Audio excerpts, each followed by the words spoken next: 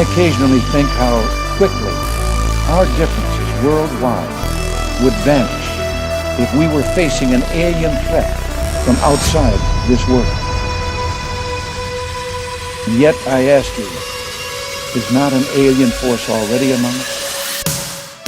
Ladies and gentlemen, welcome back to the show. Got a heater on deck for you tonight. Joining me once again, returning champion, my friend Stephen from the Biblical Hitmen. Stephen, how's it going? What's up, brother? It's always a pleasure being here with you, man, and thanks for having me back on. Of course. Like we were just saying, it's always fun. I never know where our shows are going to go, but I reminisce afterwards, and I'm like, that was cool. I'm glad it went to that. Whatever the topic is.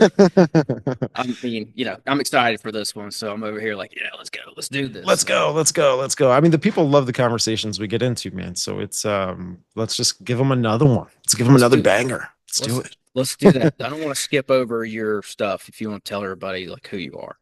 Okay, yeah. So I'm Stephen. I'm a Christian fireman. I'm a paramedic. I do thing. This is my career outside of podcasting, but I'm the host of the Biblical Hitmen, and my other two co-hosts, they're temporarily out of service, if that's kind of like what you call it, but they're attending to other life things. But I've been continuing the show, and really the show stays afloat, man, because of having just fun guests, man, and having you on as well. I've had you on in the past, and it's paid off. I think people love what we get into, so now it just makes it that much more exciting, that much better when we do come face to face. So, and we're gonna get into Cern tonight. Yeah, so let's do it. Let's break it open. one thing along those lines, like, it's fun to get some momentum going with somebody. It's good to work with them a little bit, build some chemistry, and get some momentum going, because you're tacking on chain links and watching the chain grow, and all the shows kind of link up too. That's the thing. If you're just catching Stephen on my show just now for the first time, you're in for a good time, because you go back and listen to all these other shows that have led up to this, and kind of like you would like a movie. So I think that's one of the cool things about doing these kind of shows. We're building up to the next show, and the information, it's like the chain, it links up. And I think what we're doing, I saw this really interesting word this week. This is kind of nerdy, but there's this word I saw called periscoping. I don't know if you've ever heard of that, but it's if I say no, do I look stupid? No, you might look sane. No, it's a really like niche word where a snake is going along, going through the grass, and the snake rears its head up above the grass to see the broader landscape. And I've seen one do this. I saw one in my front yard do this. It was the creepiest kind of thing. Terrifying. Because I had a good vantage point. I was on the porch. It was kind of terrifying, actually. And I see the snake coming out of the hedgerow, if you will. And all of a sudden it pops its head up and does this thing, and I'm like, what is happening? It was freaky. I was like, is this thing gonna get up and walk next? What's happening? But no, that's periscoping. And that is what I think. It's almost like a submarine when it sticks its little like scope up top. I don't know. Mm-hmm. I think, and this is, just forgive me for this already, forgive me for this analogy, but I think that's kind of what we're doing. I was like, periscoping is a good word for what podcasters do when they go down these deep dives, because we are steamrolling straight into this totalitarian science technocracy. If I can get that out, you know what I'm saying? Like all the stuff that's wrapped up in the Cern bundle. We're, as a society, we're in AI and everything else that we'll probably touch on today. We're heading right into this. No guardrails, no safety rails, no safety precautions, nothing. Nobody has slowed this down. A couple of people, maybe Elon Musk on Joe Rogan once said, I went to Congress and tried to warn them, and that's all I've ever heard about. I'm not trying to paint him as a good or a bad guy here, but I don't hear much about people trying to slow us down. And regardless of that, we're not slowing down. So I think it's good to periscope, if you will, the situation. That's what we're here to do. Yeah, man. And what is mankind trying to do, right? I always kind of ask this question to myself with anything that I tend to dive into. Getting into CERN, what is mankind trying to do with this? You can come up with a bunch of different speculations. There's so many different rabbit holes you could make about CERN, but coming from the people that are a big part of CERN, and there are physicists and there's quantum physicists that are involved in this entire project. What are they saying? And so there's deeper roots to what we're seeing being done at CERN uh, today. Like there's way deeper roots to it, and I think it's comes down to something along the lines where this is ancient Kabbalah, but they're actually working Kabbalah with just technology, which just that you know what I'm saying. I So know exactly what you're saying. I'm getting excited over here already because I found some what I would say or would call Kabbalistic connections here. So I can't wait to get into that. And yes, yeah, I'm with you. There's a whole element to this. When you say that this goes deeper, has deep roots, or however you phrased it there, I think so. And I think that we're getting a they're putting on something for us that's very different than what they're actually doing. Like the technology that they're working with is very much based in mysticism. Enter the Kabbalah for sure, and a bunch of other things. Although they'll never tell you this because science isn't allowed to be spiritual, not in front of the public.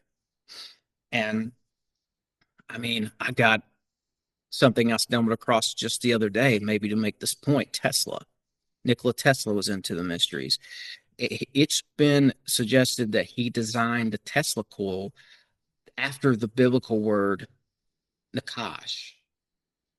And when I saw that, I'm like, oh, that clicks. Kind of like this connection that we're going to do with the Kabbalah. Like it clicked because I had seen a Heiser blog once breaking that down. And Heiser said the three meanings of the word Nakash is it's a serpent, it's copper, and it's divination. And knowing what I know now about the Bible, it it could be all three of those things at once and not contradict itself. So the Tesla coil, it looks like a serpent, it's made of copper, and it divines energy from the ether. So I definitely think Tesla was deriving some of his work from some of these more esoteric principles. And this one just happens to be from the Bible and the Kosh. So I think a lot of that kind of stuff is going on behind the scenes. This is maybe a more neutral example I just provided, but a lot of this is going on behind the scenes that's perhaps more nefarious. yeah. I mean, they're trying to take a peek into the part of existence that we can't reach, if that makes any sense. So CERN being this 27-kilometer long circle, basically underground, this tunnel that's running through accelerators and clashing at almost the speed of light. They're trying to take a peek at what's in that. They actually take 40 million pictures a second, trying to see what's in this stuff. So like even when you probably people can probably relate to this, but there was like this viral clip that went around. It was, I don't know how long ago it was, but it was that you could see a demonic face in the image of when these protons are being slammed into each other. I don't know, again, alleged, right? Like I don't know if that's real, but the whole idea with CERN, I think is a good place to start with it is just the logo. I mean, looking at the logo of CERN, you've got what you could see as three sixes kind of ringed together. Yes. It's blue, which I don't know if anyone cares, but the frequency for the color blue rests in between. I think it's like 625 and like 670 something. So people go, oh, well, it also represents the number 666 in its frequency. So who knows if that's why they put blue there. But CERN is trying to slam particles together to try and investigate life, like the creation of life. What quantum realm exists just outside of ours? Because if you think of what took place with the Big Bang, which is what they describe, this is nothing that came uh, that created something. So there was this bang of whatever, but they really want to figure out what is on the outside of this space-time reality of ours. And I think that they're using old world, very much old world tech to do this. We've heard about Saddam's Stargate and other type of examples like that. And I think the more we get into this today, the more we might see some of those type of connections. And yeah, I mean, going back to something you said there about them, the entity's face showing up in the pictures or taking so many pictures per minute or second. Yeah, I mean, that would be divining in a way. I think that they are trying to do divination in a sense. And I think too that one of the things that they might be tapping into, and this is another kind of a Tesla connection here, because he was looking into this old world grid that used to exist. And he was going out west to look at the medicine wheels because they were in areas of high electromagnetic activity. And he saw that these medicine wheels enhanced and sort of interfaced with the electromagnetic activity. So, and it's funny because if you look at the Bighorn medicine wheel, that's said to predate the Crow Indian tribe. So this is, maybe we're into the mound builder era. This is old world technology. So, and I'll pull all this together with this, like that grid that Tesla sort of found and acknowledged was probably a pre-flood network connected to the pyramids and possibly Atlantis. So when we get into some of these points on Earth where Cern is, and I've got stuff on that, I could break that down later, but it seems like that may have been a pre-planned location, and that Absolutely. even the Nazis knew about it before they put Cern there. So this may have been, I know people talk about how the pyramids were all connected and stuff through an energy grid. Well, that may have actually been a thing. And that might be something they're bringing back because CERN is connected to all these other particle colliders all around the world. They process a lot of data through San Francisco, and that one's connected to all the particle colliders over here. And essentially, this grid is being built today that connects all of these particle colliders. So who knows what's going to happen with that? I guess the broader question here is, what is CERN trying to revive? Well, it's funny you say revive, right? I mean, that I think you're right on the right track, because there's like Shiva the Destroyer, the statue that's outside of CERN, right, in Geneva, Switzerland. It's representing that revival. It's representing rebirth. It's representing that apotheosis, reincarnation type belief system. And there's a ring that's around Shiva, right? It's Shiva's got, like incredible balance. First off, she's standing on like one leg, pointing her other leg somewhere else. Arms are going everywhere, multiple arms. But there's this ring that's around her, and a lot of people in the conspiratory world, they say that CERN is like this portal. So it kind of looks like Shiva is kind of like right there at a portal. Maybe the rebirthing process is a belief system is like a part of all that, but there's also a connection with the ancient gods, Cernunnos, I think it's called, right? So there could be a connection with Cern and Cernunnos, because that god also does the same thing that Shiva does for, Hindu beliefs. So there's again, it's different labels. There's 100% a connection. But go ahead. I mean, No, yeah. I mean, no, I mean, looking at just the simple stuff that wraps around CERN, you should be able to go, yeah, okay, they're up to something that is not so publicly aware. That yeah, makes any sense. yeah, for sure.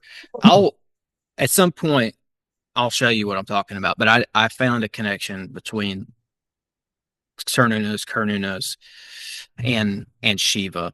And Nice. I'll have to break it down, but I'll show you once we get to that portion of the Okay. show, I guess. We'll get warmed up here a little bit more because I like where we're headed. You know, Yeah. CERN goes back to the 40s is what I found. Right. I don't know why Tesla's on my brain right now, but I think I have one more thing to mention him. He died in 1943. And 1943 is when the first particle collider was made, and it was made by the Nazis, Hmm. made by a guy named Rolf Weiderow. I think this is Nazi tech. It is. It is, and it goes back to them, and that's what they're not telling the public. That's one of the bigger misconceptions here. They're not telling everybody the full details of their origins. So there's that. I mean, Yeah, I know. like that's pretty big. Like this, oh, this goes back to the Nazis. So already some people are getting, they're crossing their Right. arms. But I mean, I went back and looked. Like you guys can look up Rolf Weiderow. The information's out there. He developed the first particle collider for the Nazis, and it's interesting because CERN on the websites and on Wikipedia says they started in 1954. But Rolf says he went to work for CERN in 1952. So, okay. So maybe they didn't start in 1954. This guy says he worked with them since 52. There's some missing time here. And in fact, if Right. you go back and you look at where it was born in Paris. A bunch of these guys got together in Paris right after World War II, and they were trying to pick up where the Nazis left off in nuclear research. Yeah. That's I how think it the was at whole the thing UNESCO conferences or something. is I think possible. this is where I think it was in like 1949 or UNESCO. It's weird. So it's UNESCO. And this was where they formulated the European Council for Nuclear Research. And this is like what CERN is. CERN is like, it's not like a private entity. It's publicly funded. It's got probably all kinds of connections with colleges where they get interns coming in and they teach them probably particle science or other physics or whatever. Mm-hmm. Yeah, and all this weird stuff, man, just comes. That's a very interesting era, the 1940s to like the 60s. That whole era there, there's so much in development, and I think it's all come from the Nazis. I Mm-hmm. think it's because Nazis had, I don't know, I guess a general way to put it is that they had fallen angel technology. Either if it was given to them and then they did whatever they did with it, or they've recovered things as well. Who knows exactly? Well, that's kind of how I stumbled on this information a couple of years ago, is going through and looking at the true occult origins of the Nazis in the first place. And I looked into some of the scientists, and lo and behold, they had this guy, Rolf Weiderow, who went to work for CERN right after the war and everything. So, yeah, they had a lot of stuff that we don't know where they got it from. The Nazis developed the first computer. Okay, they developed the first TV. They rolled that out during the Olympics.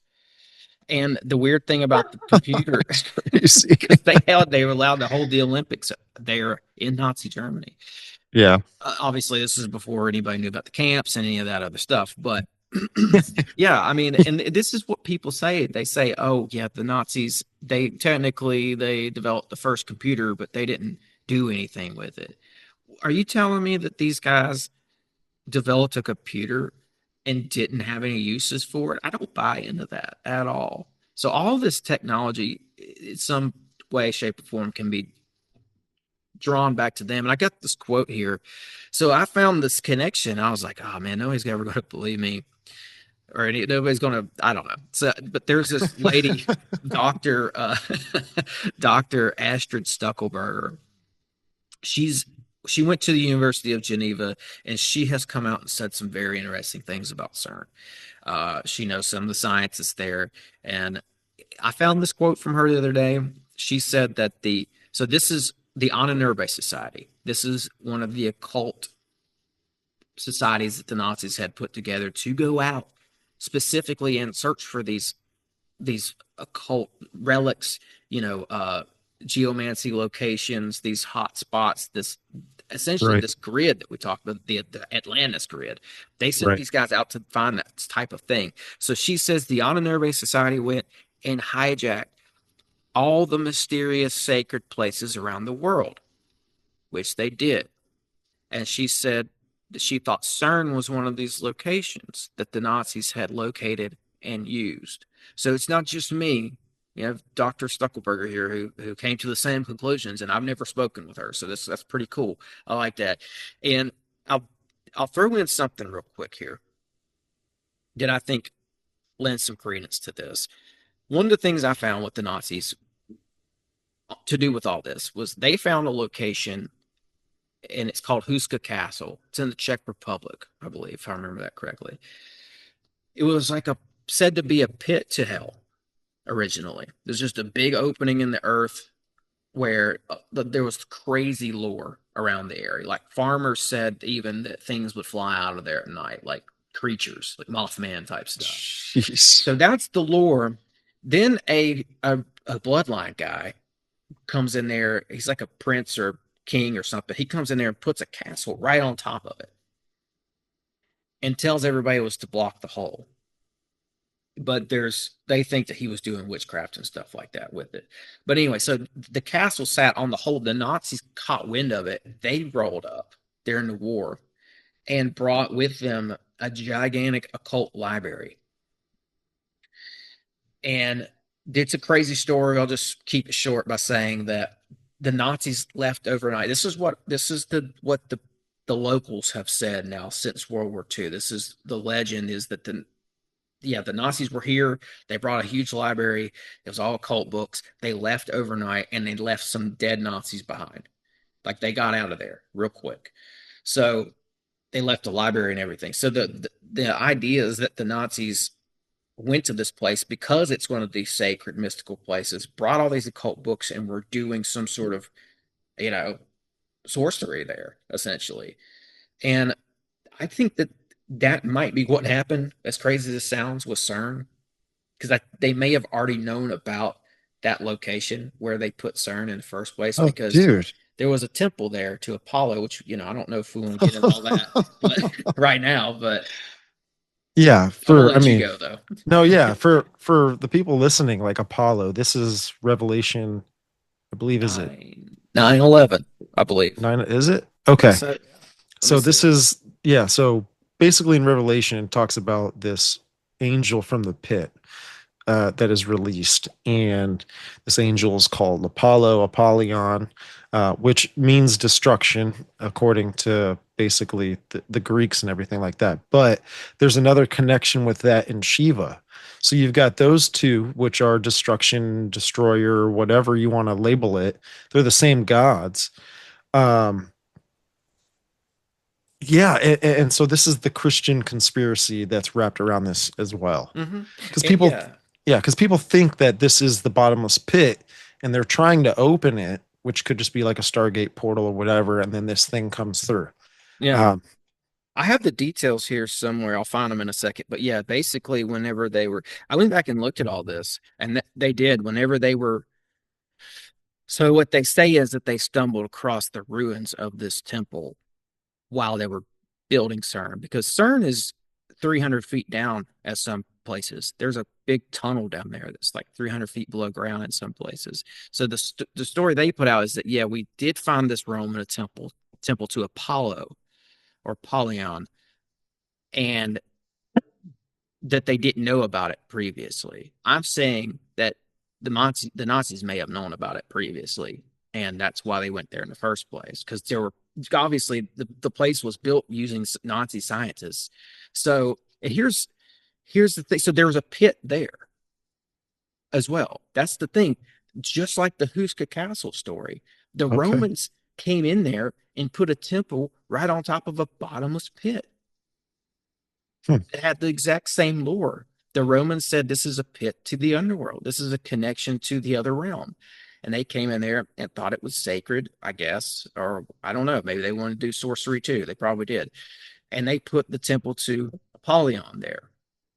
So, and it's the name of the town is, I'll look it up in a minute. It's in French, I believe.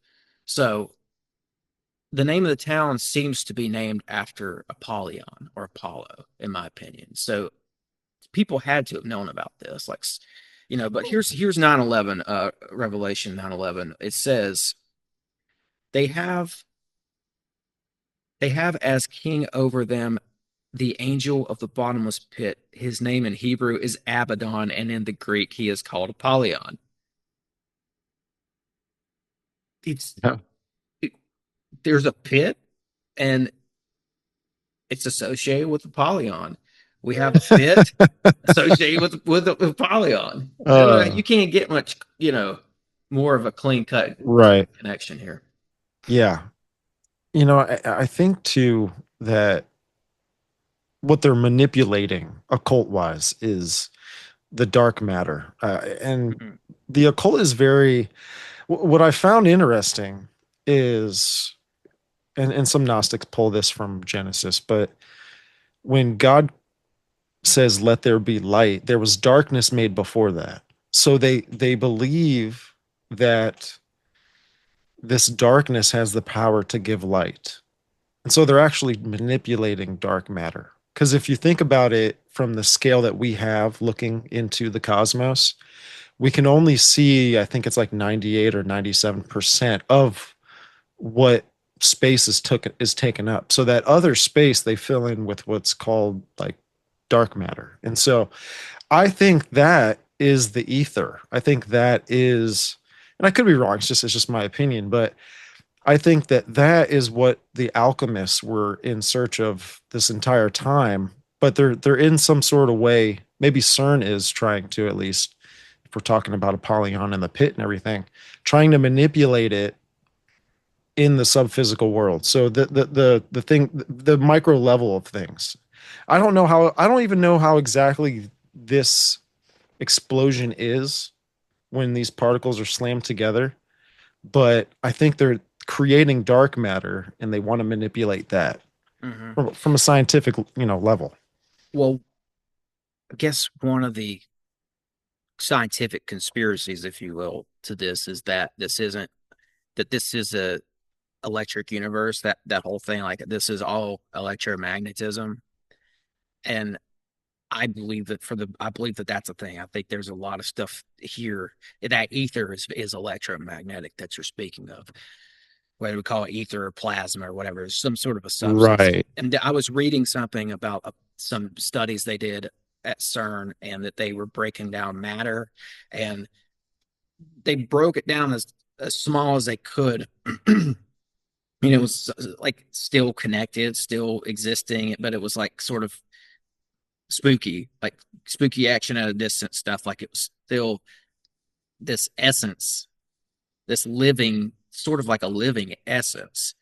And I think that's like the Higgs boson and all that gets into this, that there's like, they call it, I guess, the God particle that holds everything together. I'm sure that somebody out there is saying, Right. Tim, you said it all wrong. But that's my my sort of outlook on this after looking through all this stuff, is that what we call God, they call Universe. particles. Yeah, particles that hold the universe together. But it goes, I mean, I think my bigger point here is that it goes back to electromagnetic stuff, and that I don't know if you've looked at Anthony Patch. Oh yeah, I love Okay. Anthony Patch, dude. Yeah. Yeah, He that's said he said that he found occult material that he believed the CERN scientists were aware of. And the material was talking about a golden age, getting back to the golden age, and like that there was a Saturn alignment back in the golden age. It was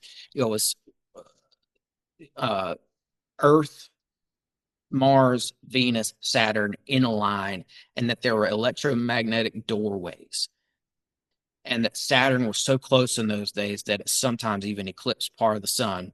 But he thinks that they were trying to, or they are trying to reestablish those electromagnetic doorways from Saturn that existed during the Golden Age, and that in the gas outside of Saturn, there are entities that exist within that, and these doorways would allow these entities back into our realm, essentially. And he was looking at grimoires, and he's basically just said, yeah, the scientists. I know this is not me talking, because I know this sounds pretty out there, but he's saying, like, yeah, they are actively trying to reestablish a golden age doorway to Saturn to allow electromagnetic plasma entities through. That's kind of my take on some of his research. So, and he also said that the LHC in some of the pictures is shaped like the North Pole of Saturn, like the hexagon sort of Mhm. thing. So it's more than just science, it seems. Oh yeah, dude. And the Bible talks about it, like Jacob's ladder.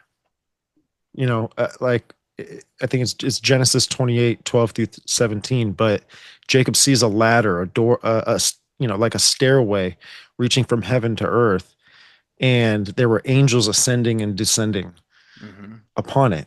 And what's up with all these high places, right? Mountain positions to be specific, but there's something to do with the electromagnetics is kind of what I'm saying. Tower of Babel. Well, Yes. what capabilities are we talking about here? I Yes. think we're talking about ancient Kabbalah. It could have been something else back in those days, but it's what CERN's doing today. Again, if nothing has changed under the sun, then the same things are being done that were done in our history, Mm-hmm. but it looks a little different. This one looks like a lot of science instruments behind Right. it, and this is all we're trying to manipulate it physically, right?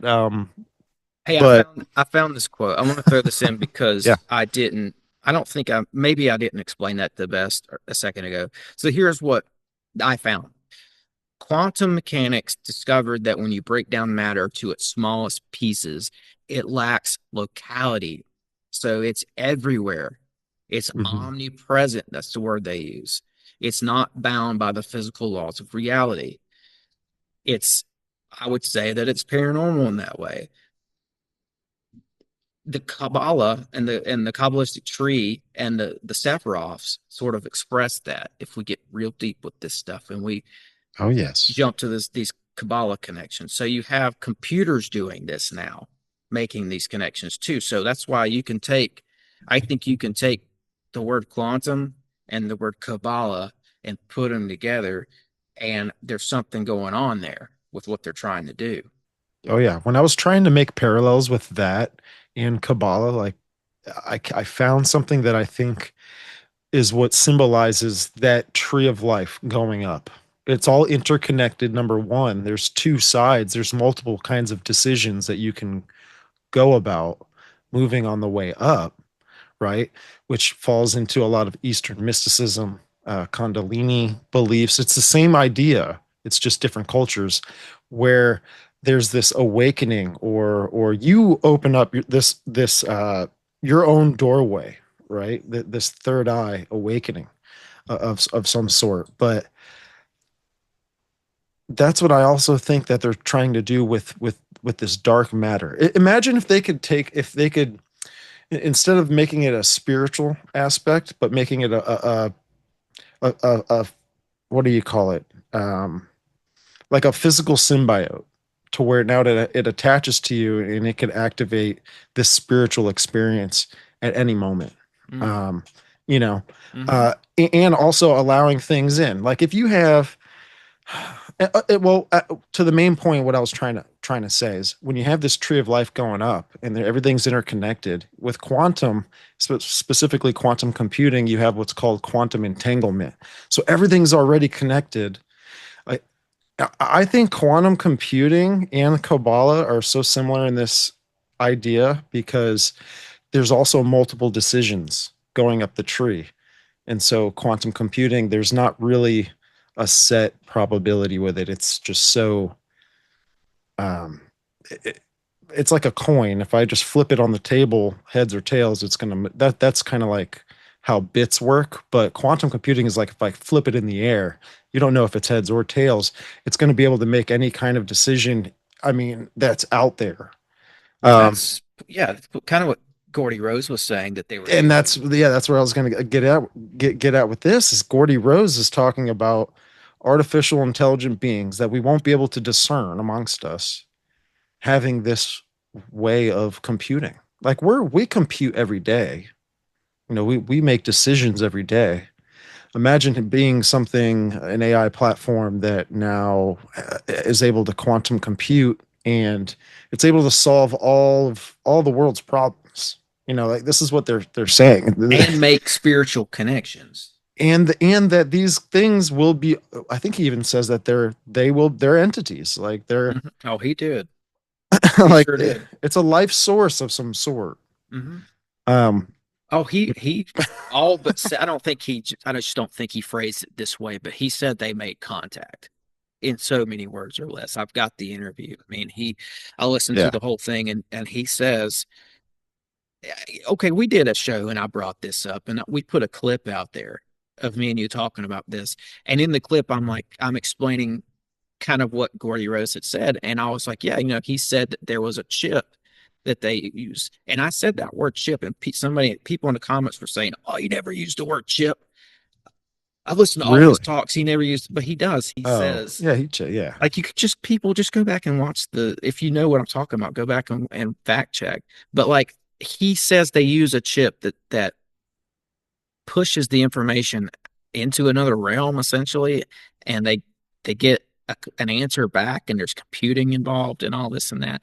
But I think, like, what I really wanted to touch on was how you said that there's the spiritual connection that I think they're going to try to have AI make. And I have a feeling that one of the emerging philosophies of post-humanism will be that AI, they're going to say, oh, it's got the power of 800 billion brains.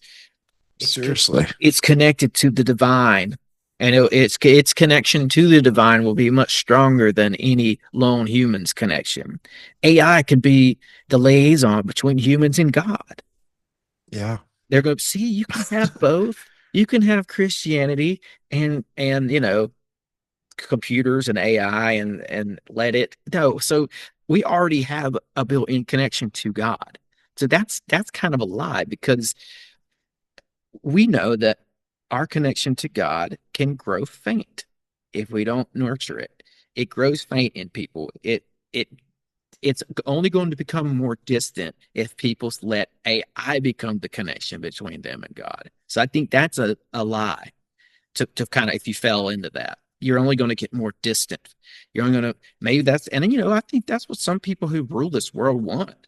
They want us to have a very faint connection to God. It seems to be like what they like. So Yeah. these institutions might begin to see no difference between technology and mysticism for real. I think behind the scenes, they already don't see the difference. But I think if they were to make that public, this is one of the things that they would use, one of the ploys they would use. Oh, it's 880 billion brains or whatever they're saying. Its computing power is right now. Let it make the connection. Right. Sometimes I think of when I'm talking about these topics, I think of the show Stranger Things. Mm. So how there's like this world that is a part of their world. They just have to access it. It's the upside down world. It looks like their world, but it's just a completely different version, which is Kabbalah, right? Like there's the tree of life, but then there's the clip-off. The clip-off is that dark tree, that other side of the coin of this entire belief cycle, because it's duality in it as well. But that is the realm that I think that they want to access.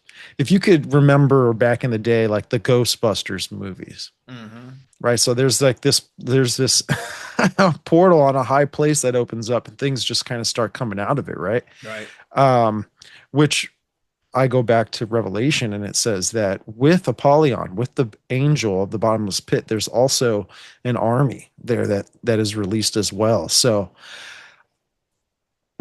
at least the people that are in charge of this stuff, that really knows what's going on, what do you think they're trying to do but that would be bad for them, is what I'm saying. So what do you think why are they wanting to access this? It's probably because of the wickedness of mankind. I understand that, but Power, new world order, just across the board.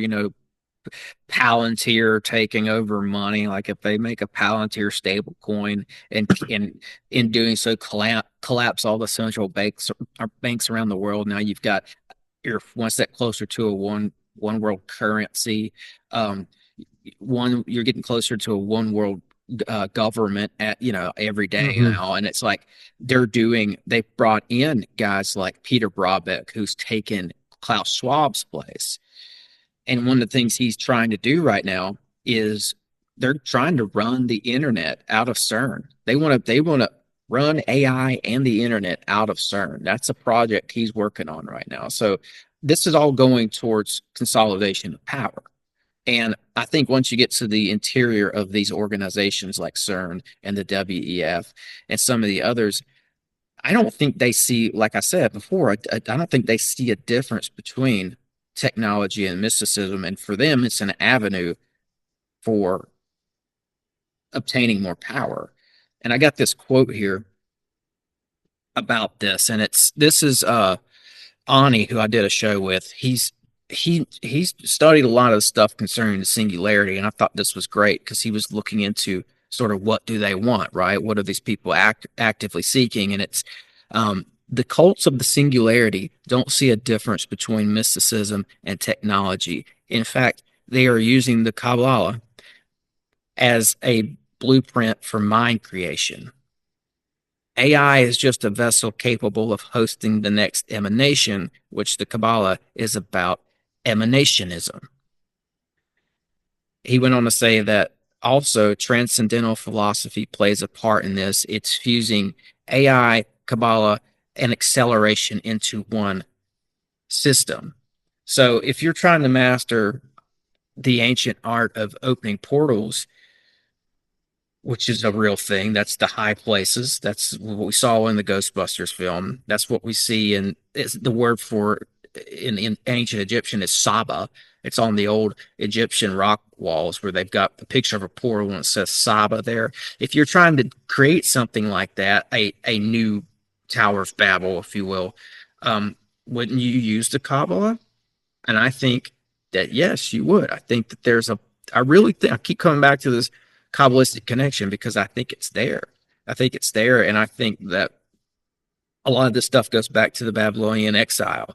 A lot of occult manuscripts come out of that because you have the Jews in exile in Babylon. So you have Jewish occultism mixing with Babylonian occultism. And then a lot of those Jews end up down in Egypt and Alexandria and such. And Egyptian occultism gets mixed in there. This knowledge was crisscrossed. And so the Kabbalah is very much a thing here. yeah, and I think, well, I don't think I've heard Gordy Rose talk about this, about being interconnected with everything. Imagine D-Wave chips and their capabilities 10 years from now. The only thing that's slowing them down is they can only produce so much power with it based off of what they have to cool it down, pretty much. Like when you're talking about these quantum chips, they have to be at temperatures that are incredibly low. And if anything, most of these, they're actually starting to go to like black cube looking things for quantum computers. But the classic look of it is like, it looks like an upside down chandelier. And all the way down at the bottom of the quantum computer, you have the chip, and everything else is transmitting the power, but it's also cooling just that little microchip, just that little tiny space in the room. But the thing with quantum physics, which again, a lot of the scientists say that it is ancient Kabbalah, but the one connection that they have together is interconnectedness, and this idea of entanglement, where now if let's say we all chip ourselves in the future, which I advocate not to, but if that does happen, everyone's going to be interconnected. And I think this is like the hive mind concept that we've gone over with the show, Hmm. that there's going to be some sort of source that we're connected into. But it's all interconnected. It's all entanglement. Um, I'm sure there's going to be privacy with all that, but Yeah, that's it's just like another thing data. of Kabbalah. It's like data. That's the thing I wanted to end my last little spiel on was data. It's also it can also be sort of looked at like death from the tree of life. Hmm. It's the thing that connects everything. It's like data is, if you looked at the words, data is an Mm. anagram for death. Ah. And it's what brings it all together. Like if you look at like death on the tree of life, it's a connection point for all the other sephiroths. Hmm. And it operates in a way, if you look at the material and the explanations of death, it there's no H on it, right? It's just DAAT. It's spelled just like data, just the last two Right. words are placed differently. So there's no H, but for some reason they say it death. But what it does is it connects everything in a very mystical way.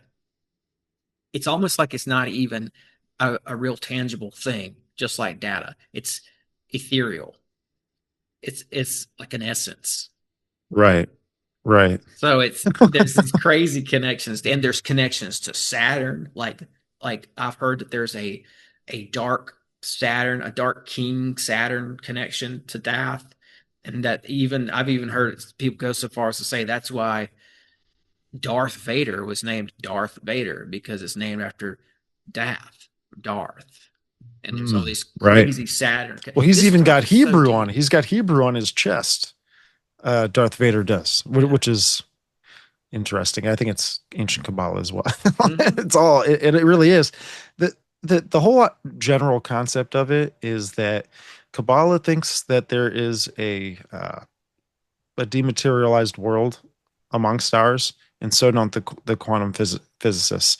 Um, Really, that's where they're getting all this computing data from, and it's probably from entities. Who knows the specifics of it, how this stuff actually works, how they, we're going to be getting information from things that we don't know what we're dealing with. And when it comes to a lot of these entities, like most of them are tricksters. So again, if people like Gordy Rose are going to move forward with wanting to pursue this new world of artificial intelligence living amongst us, like what is channeling through those AI vessels?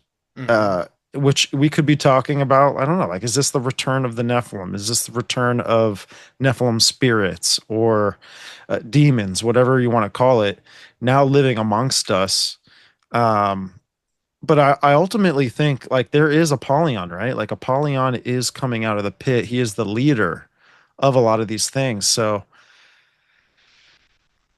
I don't know if this also falls into like what Lucis Trust gets into, to where that they want to bring in this Maitreya so badly. Is Apollyon like this Maitreya figure? Like how is this coming into play?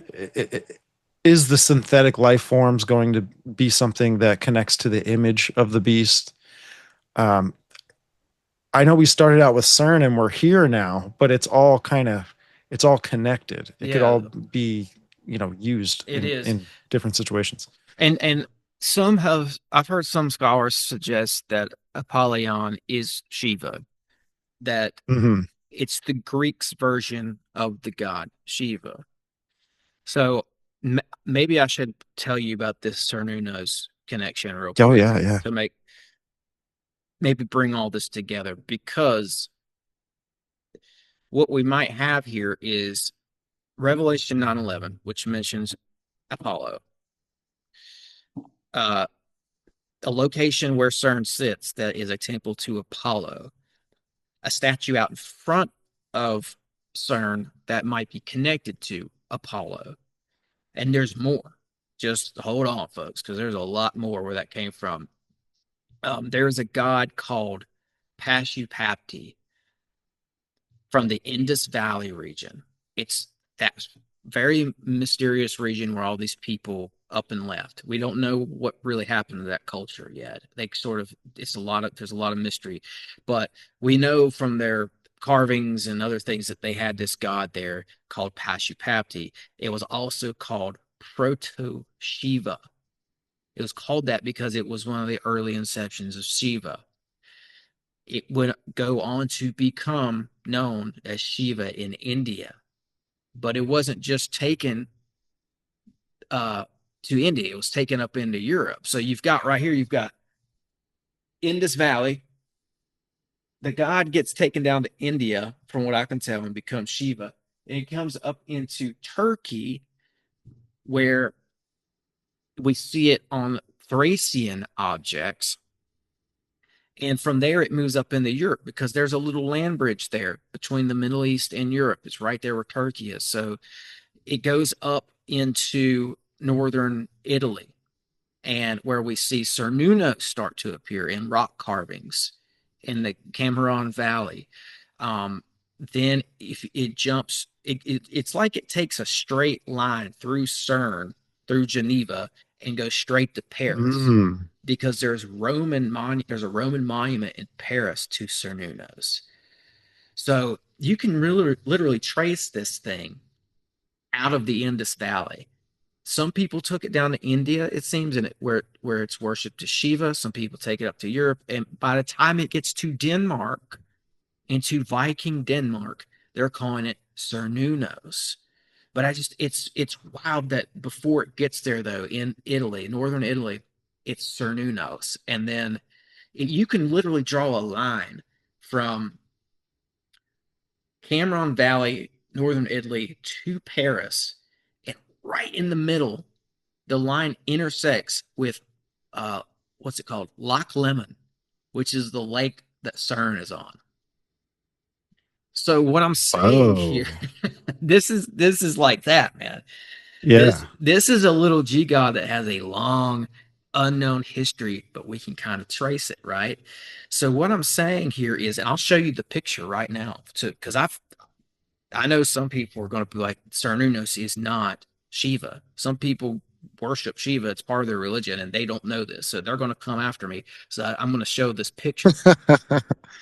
Um, I'm saying it is. I think it is. Here you go. I'm gonna pull it up right now. My broader point here is here. I'll just show this real quick. You see that? Oh yeah, that's the one I'm looking at right now. Yeah.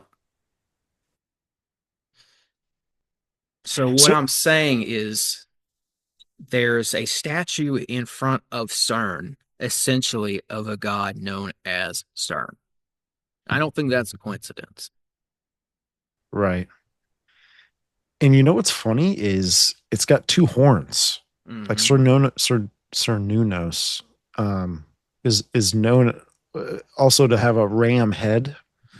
Hmm. Um, and there's some biblical connections with some of that. I know that there's some stuff out of Daniel that you can maybe tie into that. Um, but also, I'm even thinking of maybe false prophet, like Revelation 13. Uh, all it says is that this beast, rose from the earth, but uh, who knows if there's a connection with that and what CERN's doing. I don't know. I can only look at the illustration of it and maybe make a connection there. He's holding a serpent as well. Hmm. He's got like a circular Yeah. uh, So some of thing he's the holding. right, some of the connections here are obviously it's in the same pose, sitting in the same pose, facing the same direction. They both have horns. They're both surrounded by animals. And this is the similarities here are uncanny because this Cernunnos relief was found, I think this is off the Gundestrup bowl or cauldron that was found in Denmark, all the way up in Denmark. And this Pachipapti is from Indus Valley. That's a long way away, long ways Oh away. yeah.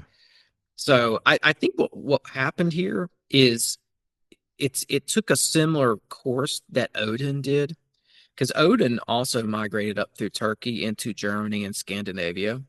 It took a similar course to Cernunnos. And you know, that's an interesting one because if you go far back enough, Odin was a Visigoth or a Goth, and some scholars say that Goth means God or God King. So you can go back and look at one of the first known Odins and who was a king. He was like a god king. He was also known as Marduk. That's why I've said on here before. I think that Odin, Marduk, Jupiter, Zeus, or Saturn. That's probably one the same entity. So I think. Let me see. I got to pull it up here. The first. I know I'm off on a side tangent here, but the I love first it. Odin was called that we can trace back to was called Marduk Apla Idenia out of 1174 BC. And Idenia is Sumerian for Odin. So this king's name was Marduk Odin. And he apparently came out of Babylon. Wow. But also, they somehow came up through Turkey too. So I don't know Odin. I don't know how he went. He may have went from Babylon down into the Indus Valley, where they then went up into Europe through Turkey, something like that. But anyway, Odin migrates up through Turkey, like kind of like Pashupati did, and by the time it gets to, I think, northern Italy, they're calling it something different. So I think what you have here are three different names that represent three different time periods, essentially Shiva, Pashupati, Cernunnos. It's what we see with all the other little G gods. People migrate, they take the god with them, and it changes names depending on where it goes regionally, essentially. It's just time and space, just kind of a thing. So hopefully that makes sense. Let's see, I got maybe one more thing here. This is the Shiva Pashupati tablet, just to establish that connection with Shiva. As you can see, there it is, same Oh pose yeah, yeah, with the yeah. horns. Um, Seal from the ancient city of Mohenjo in the Indus Valley looks just like what's seen on that cauldron that I was talking about in Denmark. So there's some some scholarly basis for coming to these conclusions. Just want people to know that. Yeah. Huh. Yeah, So check it out on YouTube if you're listening, because we're sharing pictures on YouTube. yeah, Let's yeah. go. So yeah, all in all, I think that this is the craziest one. Back to what I said earlier about Cern getting started in Paris right after World War II. Is it a coincidence that there's a monument to Cernunnos there in Paris, an old Roman art monument? Did this group of scientists, including Nazi scientists, pick the Cern location and decide to call it Cern after this entity? That's up in the air for questions, but just throwing it out there. No, again, man, it's like it's something that the elites they do this purposely. Like they pick certain positions, certain areas. They have remote viewers probably looking for these areas for them. They've got people of the occult working this kind of magic so that they can choose these places. Because who knows? Maybe there's energy of some sort, or the electromagnetic field in the area is different. Who knows exactly? But the ancients knew. The ancients, I think, were tactical enough to pick their locations specifically, and this is where they wanted to build certain things. I think they're smart people, if not maybe smarter than what we are today. And I think as they're going around doing what they're doing, I mean, you look at the level of some of these ziggurat formations, even just pyramid locations, and how they're set up, they can almost look like uh, diagrams of microchip sets or Mm. something. You know, so there's like an ancient mathematics behind this, uh, and I think back then maybe they were using things of the heavens to help them do some of this stuff. Um, because it's all part of the ritual. I think you have to work to access the metaphysical realm. They just knew the work. We're people today are like building back, and we're at in present day wherever we are with science. But I think we're coming back full around. Maybe things were more simple back then when they were performing Kabbalah or sacrificial rituals or whatever it is that they're doing to receive power. Um, it's all involved with this space that we can't see, with things that occupy that space and that have been messing around with mankind since the beginning. Yeah. Temple microcircuits. I'm going to pull this up, I think. Yeah, I think I'm going to pull this up. Did you just hear some sound come through? No. Okay, good. I'm getting sound on this thing, but actually, I'm not going to pull this up. I'm just going to read it for sake of keeping things rolling. But I meant to have this picture ready to go, and I don't. But basically, here's the deal. It's this Angkor Cathedral. So they scanned it with LiDAR, and it's the Angkor Cathedral, and it turned out to be an almost exact copy of a microchip, as if the ancient builders knew about some of this stuff well before we did, this technology. And then there's another example with Shatsky Cathedral, where the floor mirrors the pattern of the Schumann resonator. And Whoa. people are like, oh, I wonder if the temple is like trying to capture some of these earth frequencies. So why are like the cathedrals being built like with the design of microchips? Is this some sort of a, again, going back to Tesla, is this some sort of a global grid that people before us knew about? Maybe people right now still do, and it's just not, it's just been kind of taken out of the gnosis of the public, if you will. But yeah, Right. those were two examples. There's a ton of these examples. I know people have probably seen these where you put these cathedrals up against microchips, and it's the exact same pattern. It's just uncanny. Yeah. I'll You see if know, I can get a I'm not picture sure of it. how they really made that kind of stuff. Uh, but maybe that was part of the craft back then, right? Um, with a selected group, obviously, that is building the architecture of these things. I found some real deep stuff, man. Um, I'm just gonna give somebody. I'm gonna read some of this to you. I'm gonna give out a disclaimer real quick because people are gonna be like, why are you explaining the occult? Why are you, putting the, I don't know, giving the occult a podium or whatnot? And I think it's just so we can understand what's going on here. I'm not trying to promote the occult, you know. Um, there's a synthesis between history and spirituality that we need to understand. People do things based on good and bad spiritual theology. So I sometimes look at the dark stuff so I can know what's going on, so I can know what they're up to, so we can sort of answer some of these questions that we're having right now and asking on the show, right? But Jesus is my rock. So there's the disclaimer. I do go out and I do look at some of this stuff. Basically, I went out and I read some of Kenneth Grant to see if I could find some of the occult applications for Shiva. And I did. And this is what I found.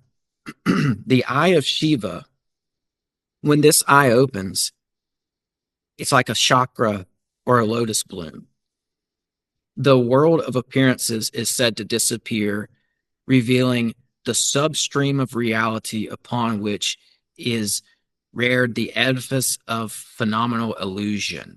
This is kind of reminding me of the Matrix or the Stranger Things upside down world, or just Cern itself interacting with these other dimensions.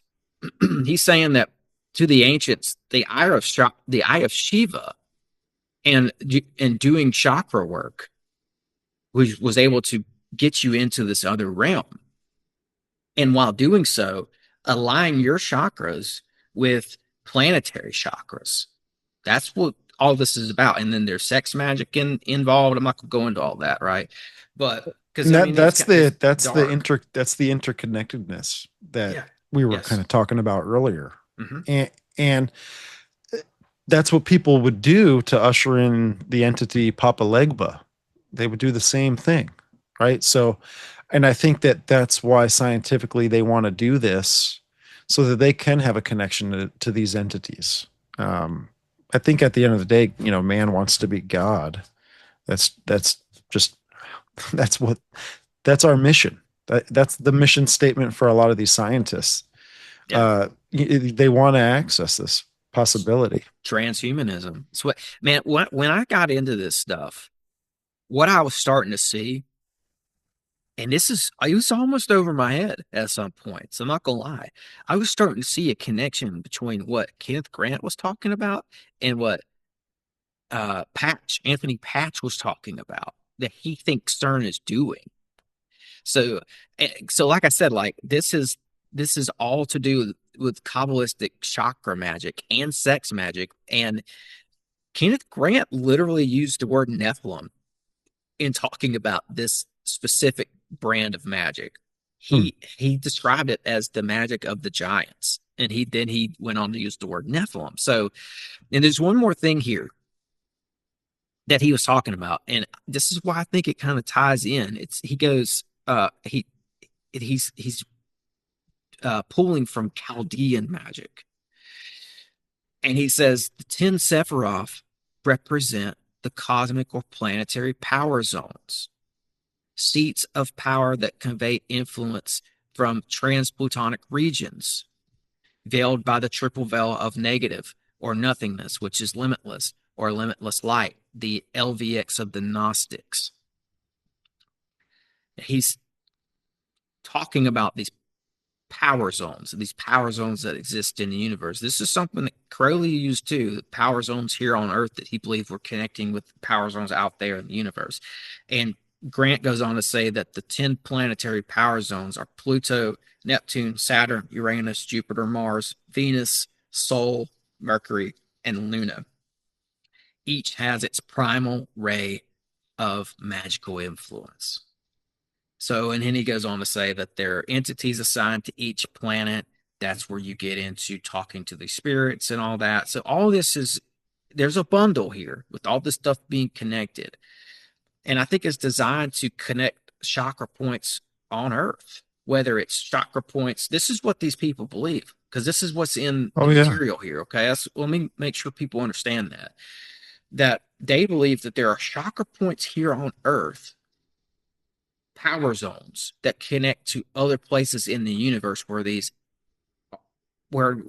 entities exist, whether it's the gas outside of Saturn or the goddesses on Venus or whatnot. They believe you can contact these and you could do it with chakra points. It's not just the chakra points of the body anymore. There's some sort of a connection between all of them, like heavenly, planetary, and bodily chakra points. This stuff gets really deep, right? And so basically, what I did was I realized, oh, this is kind of what Anthony Patch is describing here. I saw a connection, and I just didn't go any deeper. I got out of there once I saw these books. This book in particular has a really dark vibe that I was finding the stuff in. So, but I wanted to know, and so I looked. And you know what? Just to explain something, when I said the goddesses on the planet Venus, he acknowledges that in this book. He says that the planetary spirit for Venus was Hathor, and that reminded me of Bledsoe, Chris Bledsoe, Mm. because they were saying that he was talking to Hathor. So you see that there's a connection there. Yeah, yeah. Oh, exactly. wow. Okay. Mhm. This gets into talking about Revelation. I think this kind of gets into possibly the Whore of Babylon. And because what I'm starting to find with that word whore, that can also mean that it's in a lot of ancient contexts, that means priestess as well. which is interesting when you look at the book of Revelation. The priestess of Babylon. That's a new layer of information there. That's describing something that is able to do this kind of magic. Hmm. So I just thought that was an interesting thing to acknowledge. Well, I think that they're working on, or maybe even have, technology that gives you that Kundalini awakening. I think they're trying to, for humans, they're trying to. This is like fallen angel narrative, but I think that they're trying to give us the power and the ability to be gods. And in return, we build vessels for them that now they can take their body form and be gods. So it's like now we have an exchange with humanity. Who knows if this comes into what is a part of worshiping the beast? Uh, you take this piece of technology, you can reach this Kundalini awakening. You could be in the presence of the lady, the mother, whatever you want to call it, Hathor. and yeah, yeah, Hathor or what, right? And then now you have this spiritual experience that either you can activate at any time you want, or there's still a ritual religion behind it that the whole world does. I mean, we're CERN. Why is CERN, when they're having their parades and uh, there's celebration periods of building the thing? Why did they try to bring in all the religions together? Why did the Catholic priests like bless this demonic parade that took place, or whatever it is? I don't know if you call it a parade or not, but um, before CERN was being opened up to public and all that. But Mm-hmm. Jamie Walden is the guy I had on my show, and he describes that they so okay, so he's ex-military and he's all ex-law enforcement, firefighter. He pretty much like did it all when it comes to that stuff. But there was this story of one of their guys in the military came across a piece of technology, and when he touched this piece of technology, it put him in the state of love, and he described it as a feminine, a motherly love.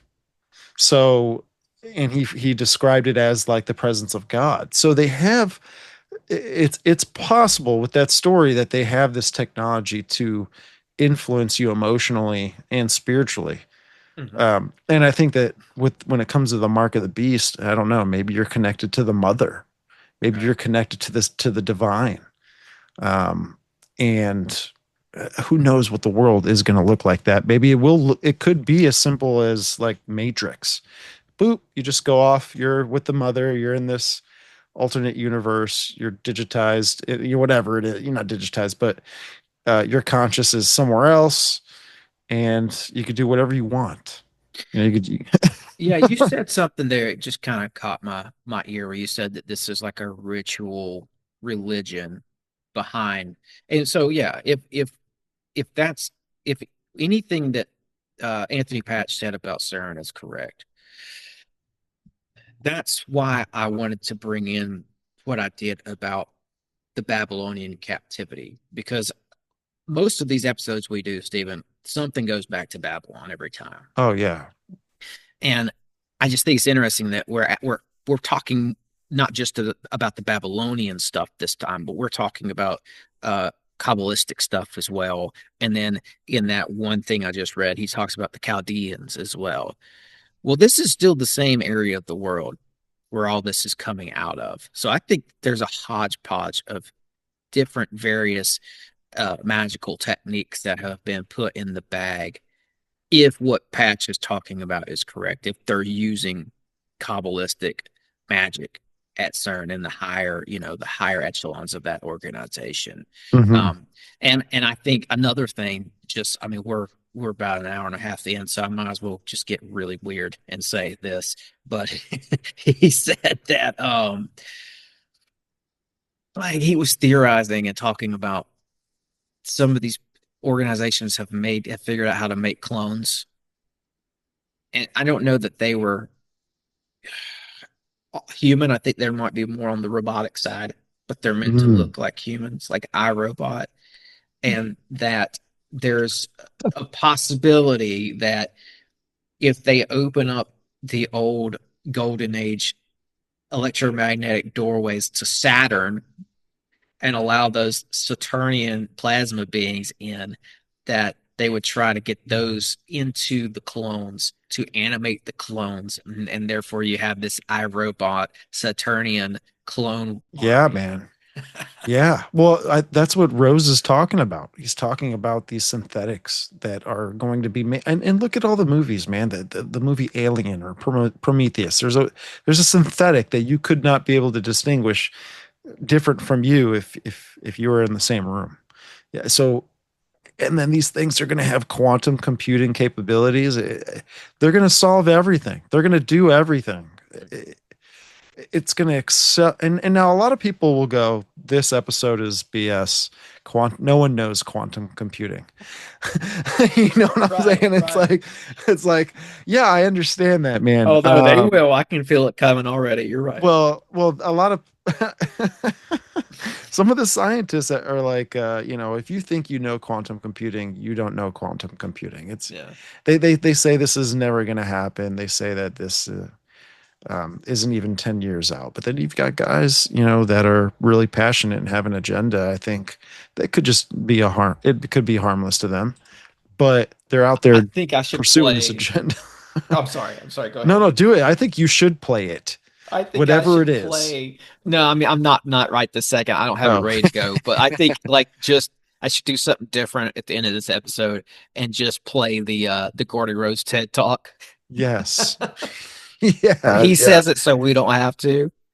Right, right, The quantum computers have made contact essentially. Like I said, he doesn't I don't think he uses that word contact, but they've made some sort of a connection with these entities that are like Lovecraftian entities is what right. he says. Like they have this they don't think like we do. They don't have the makeup that we do, and uh maybe they have a different code of ethics or a lack thereof, and that they have cosmic indifference towards us, like what Lovecraft described in his novels that these entities had.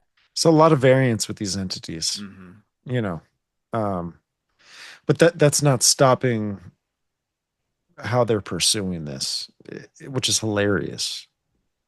Them questioning what is about to go down is not being questioned hard enough. Like, I don't think they are. I don't think they're aware of, and maybe Elon did say it.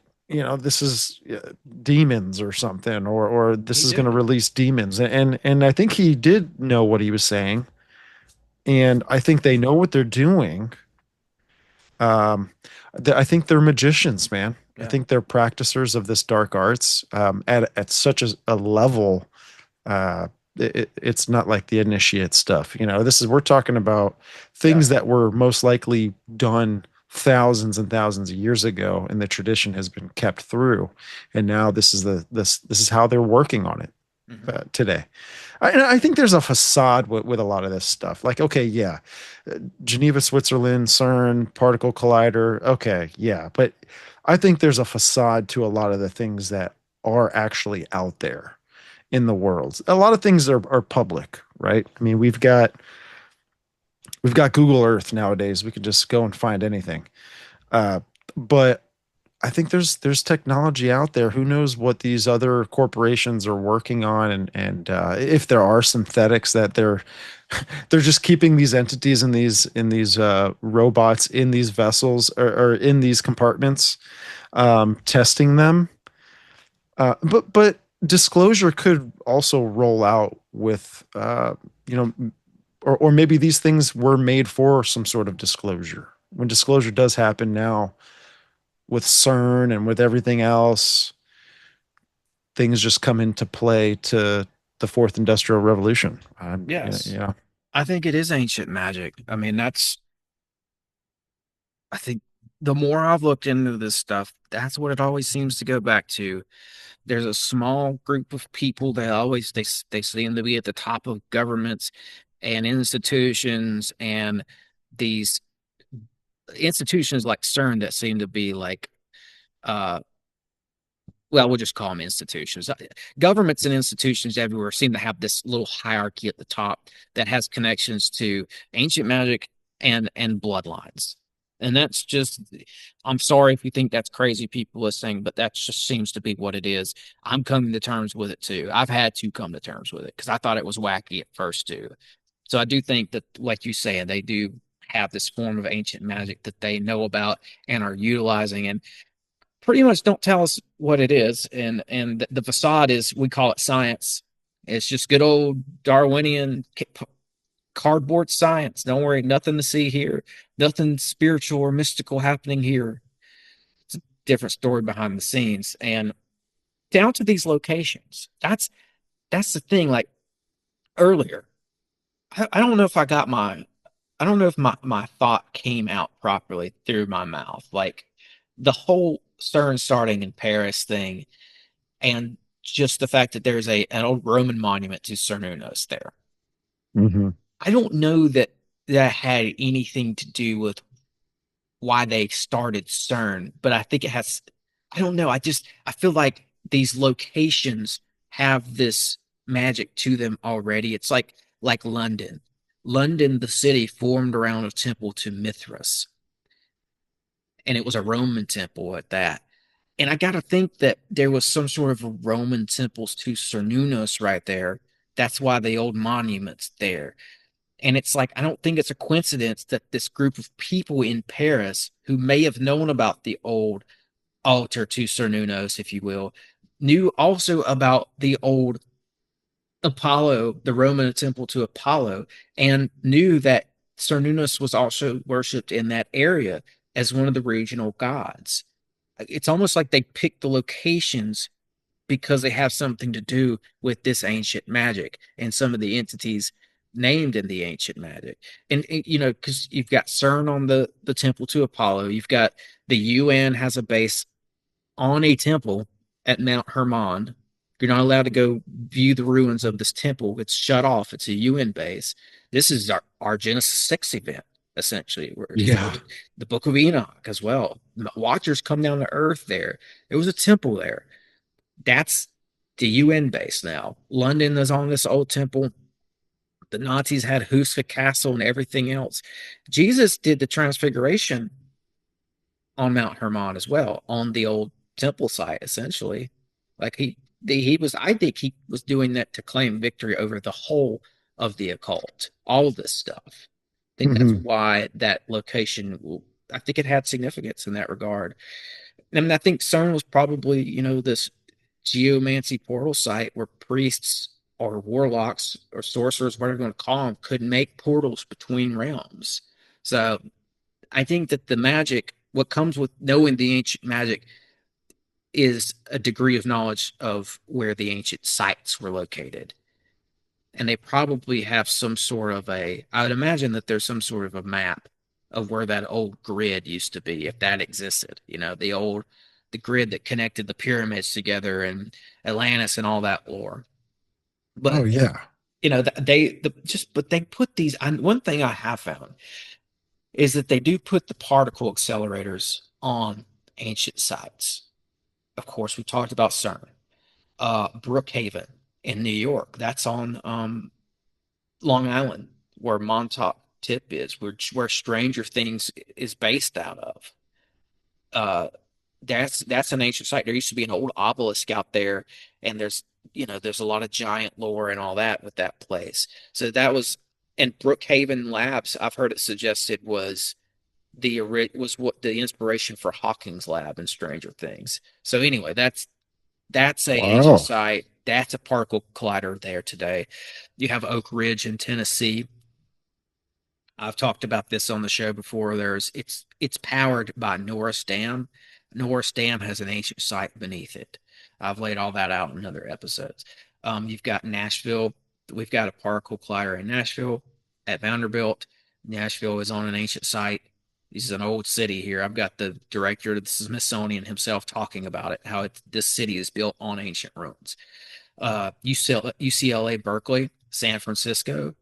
We see San Francisco is older than they're telling us. It's on old maps from the 1500s. So there's some ancient sites there. And that one in particular is this data hub, this DAF hub. It's, it's like a it's like the Kabbalistic DAF that connects all the other particle colliders and all the data, and it pulls the knowledge there. Wow. So it's a hub for Cern, but it connects them all. So I'm sure that there are Tower of Babel connections here. I mean, the Akkadian word for Babel is Babalu. That's portal or gateway of the gods, is what that's the Sabe of the Egyptian. That's a portal. Oh, dude, I mean, Babel means gateway to the gods. Yeah, yeah. Um, It's what is it? Whatever they put their minds to do, they will be able to do. It's yeah, that anything that they would imagine to do, mm, which is interesting because I think only a person can imagine to a certain extent until they're given an idea, and now they can imagine more. And that's why I think I mean, technically, when CERN got developed in the 40s and stuff, well, I think the Nazis, we made that claim and we backed it up that they're most likely behind CERN, but they were making connections to these other worlds, like Gordy Rose says, were they exploited it in some sort of way. This is a quote from Gordy Rose, and kind of listen to this. And he says, "These machines, we can exploit those other worlds. The shadows of these parallel worlds overlap with ours. If we're not smart enough, we can dive into them and grab their resources and pull them back into ours." So I think if when this becomes possible, I don't know, it could be possible right now, who knows? But we're going to see an acceleration in technology because now we're going to start getting information from these other worlds, and we're going to start to develop these things and put it into manufacturing and development and all this kind of stuff. We're going to have technology that will grow so fast overnight, it, when this does become possible. But he said this at Idea City Talk in 2013. There's a bunch of them up here, man. There's so many. They're like kind of cryptic in some sort of way. But this is his prediction, and he's also said here. This is at circa 2013. This is at the same conference he said this other one at. But it says, if you have the opportunity to stand next to one of these machines, it feels like an altar to an alien god. right. um, what do you take from that? The Which, monoliths. which what that makes me feel like is like if I was standing next to the Moloch statue at Bohemian Grove, like I would just feel like, oh man, this thing's watching me or something, or I would feel like this strange presence that was oppressing me. Well, he's saying you're going to have that same kind of that same feeling Well, next yeah, to one of these machines. it's like the I always laugh about where people have changed the name of the Super Bowl to Superb Owl. But I but I get it because what it makes me think about is the Superb Owl of Yeah. Bohemian Grove, where all these guys in robes get together and they have a giant ritual with a lot of people around to witness it. In that Mhm. regard, I get that connection to the Super Bowl, like so I get all this stuff, but Jordy Rose is like he also said that he's like our computers, they stand like a black obelisk. Or Yes, what the did he say D-Wave exactly? ones, the D-Wave quantum Monolith. computers. He said a Yes. black monolith, which is just like what you see in 2001 Space Odyssey. Those weird Hmm. futuristic black monoliths there. And I think he's being very um he's using these words for a reason. He's using these analogies for a reason. He's being very particular about what he says. He's Well, what I've intentional in what noticed he's saying. about people like that in the positions that he's in, they thrive off of sci-fi. Right. They that's their theme, man. Like um that's their culture is sci-fi. So when they're working on these things and they're getting to these certain advancements, they're getting there because of what they're imagining to try to do. Um which is maybe more Babylon stuff. It I don't know. is. I think it is. I think that that whole Tower of Babel thing, that was a type of technology, but I think beyond that, I think it was a matrix of the hive mind. Yes. Yes. Well, when It, you're thinking of iRobot, like you mentioned earlier, these robots are connected to a mother hub. Yeah, right.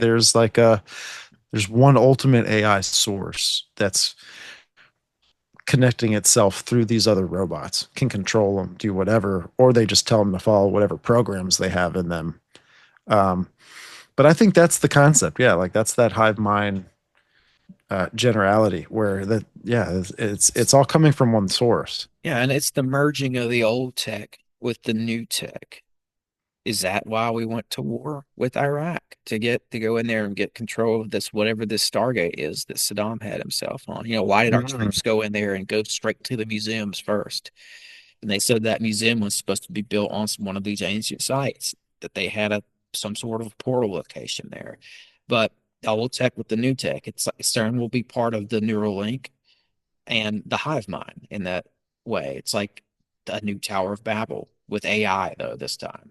One world government, one right. world science, religion, everything comes down to the singularity. And that whole singularity, we have seen that played out with the sci-fi.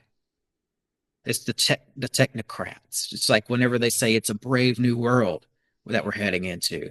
That's from 1933, from a book called A Brave New World, written by Aldous Huxley, who was one of the first or he was a part of the technocratic movement that comes out of Colombia in the 1930s, along with Elon Musk's dad up in Canada. He was Canada's spokesperson for the technocracy. Um, and then what you see there in all the sci-fi novels is they roll out the technocracy that would give way to the singularity. It's not just it's in Aldous Huxley's book. Another big proponent would be the world's guy, Orson Welles, major technocrat. He was a socialist too. So you see these science views behind it. It's like it's sci-fi, but some of the sci is like Marxist Darwinist, which is it's a strange combination. But Hmm. H.G. Wells was an open socialist. He read a lot of Darwin and a lot of Marx, especially Marx. And so in his books, he literally wrote a book called New World Order. It's the one nobody talks about. But these guys, they in the 20s and 30s, they introduced this idea in the sci-fi technocracy. It goes away for about 3 decades, sort of. It lays low. We'll just say it kind of lays dormant and it pops back up in the 70s. And now here we are. A lot of the stuff from these sci-fi novels and movies, that's just the world we're in. It's just the world we're in. But it was, to your point, it was introduced Hmm. through science fiction. All this stuff was. Yeah. So I mean, I Yeah. think yeah, you can go back through and just look at sci-fi and see where all this sort of sprung up from. And like that sci-fi realm of it is one thing, but then the spiritual stuff is where I think, you touched on earlier with Mystery Babylon and is that going to be the mother? Like, is that of the hive mind?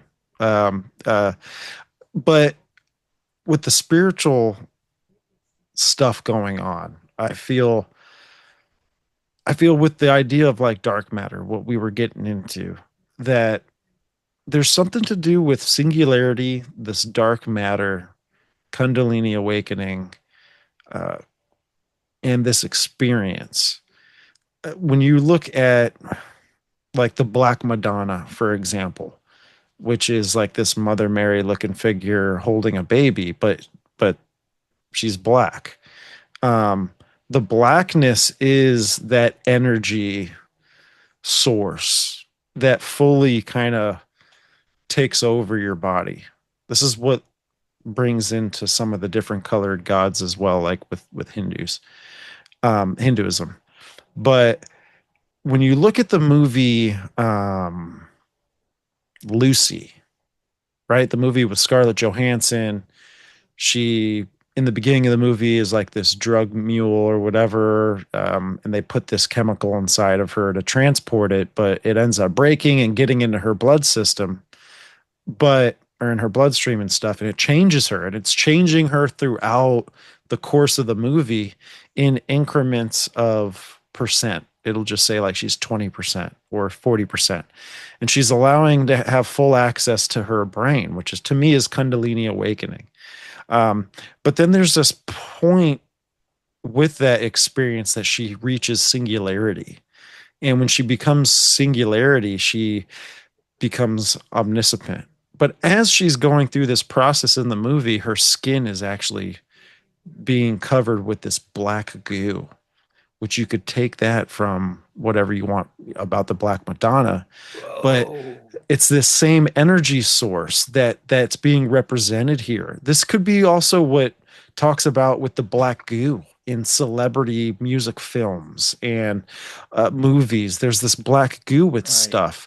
It's almost like in the movie Venom, which they popularized this with the comic books and stuff. But this black symbiote gets onto you, and it totally covers and makes you like a god. It makes you like a Nephilim. It makes you from the perspective of that movie. My point is that there's something to do with the darkness. The Bible talks a lot about the darkness, covers it so much that you actually start to see that darkness could be an actual thing. It could be an actual state of matter even. And that's what scientists are saying today, that this is an actual state of matter. We're actually trying to manipulate it because it holds the powers of creation, for example, because they think the darkness helped create the light, or it was darkness that was created first and then the light. So they really want to pursue this darkness. There's this darkness, and the black goo thing, man, has me sold a little bit, because I know I've talked with you in the past about quantum graphene and that kind of stuff. It's kind of black as well in its configuration and everything. Carbon, whatever you want. The Nazis found a sort of black goo too, and I won't Did go into they? the whole story. Yeah, well, Oh my goodness. it's it's a whole thing to do with the Falkland Wars that happened in the 80s and the British. But basically, there's an island. So there's two, like we had mentioned, the Ahnenerbe Society earlier. That was a German occult society. They also had another one called the Thule Society. Well, in the 80s, during the Falkland Wars, the British sent down their battleships, their destroyers, and one of them diverted in the middle of that conflict to an island called Thule Island.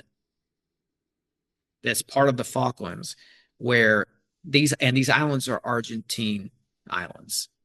They belong to the Argentina government. And in the 80s, a lot of the scientists who were on Thule Island working for the Argentinian government were Nazi scientists. And the whole thing about that is that they had found some sort of a substance on the island in caves that had like supernatural, I don't know, components to it, and that it was a black goo. And I don't think it's super unlike Shilajit. Only, I take Shilajit. I actually recommend Shilajit. It's like a black goo that's vitamins though. You get it from the top of the Right. Himalayas. This is some other type of black goo that they found in these rocky caverns. So, and they said that, the Nazis found it first and had some plans with it, and that the British had to intervene and all this and that. There's a whole thing to the black goo. That's all I'm saying. But I like the what's her name, Scarlett Johansson thing. The idea that she's becoming the Black Madonna. Mm-hmm. I like that because I get where you're going with that, and I get where you're going with the black goo and the venom thing, where in Spider-Man he's overtaken by the black goo and he becomes this other creature. He's like a vessel for this other thing to come through, and part of that thing coming through is the manifestation of this goo, this stuff, and it makes me think of the Black Madonna in there's a Black Madonna in the Pyrenees mountains area that is the local people know about, and you can go see this thing.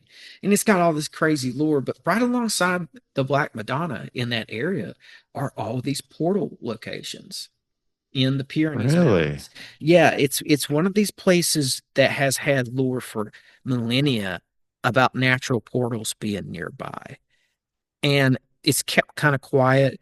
I know Howard Hughes went out there and took some scientists and CIA and Nazi scientists at that with him, and they were studying these portals in the Pyrenees Mountains near Mount Contigu. So that's what I think about with the Black Madonna. From what you know what I mean? Like there's all this Right. stuff in this one little area, and they seem to be associated. Like the portals seem to be associated with the Black Madonna in some type of way to the ancients, and it just makes me think about like going back to CERN about them, the possibility of them using these portals. And I got to throw this in before we close this thing out. I got to throw this in. This is the lady I talked about earlier, Dr. Astrid Stuckelberger. This is a quote from her about these type of things. She says they're doing strange experiments at CERN. Beings are coming in and out of portals.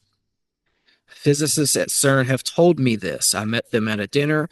There were two of them, and both said they had at the bottom of CERN this portal, this doorway where they were dealing with the subatomic dimensions. They believe there are 17 different dimensions of reality, and they're playing with that, using that. And they had a being who came through that does not resemble a human. Speaking of the Lovecraftian entities, this thing did not resemble a human. On a separate occasion, a being came through and left something, a piece of fabric or something resembling a scarf. And this is Dr. Stuckelberger. She's a scientist. She's a PhD from Switzerland. She went to the University of Geneva. She's in the area. She knows the scientists. She's in that scientific world. And I've listened to many of her interviews.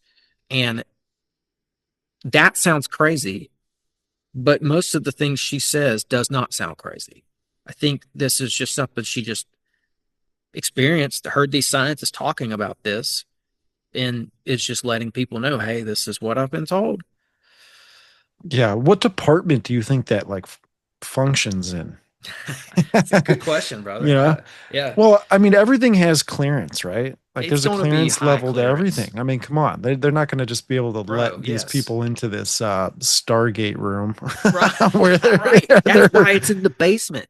See, that's right. why you could. Well, you that's what could- I mentioned yeah. earlier about these facaded things that are to steer us slightly. They're a part of the whole project. It's just there are little compartmentalized operations happening behind the scene, running these kinds of experiments. It's like having the CIA and then having all your MK Ultra. You got all your little operations going within it. CERN, I think, is a whole thing, but I think there's other operations happening, trying to pursue the mysteries of the universe. Mm-hmm. It's this is something I blanked on earlier.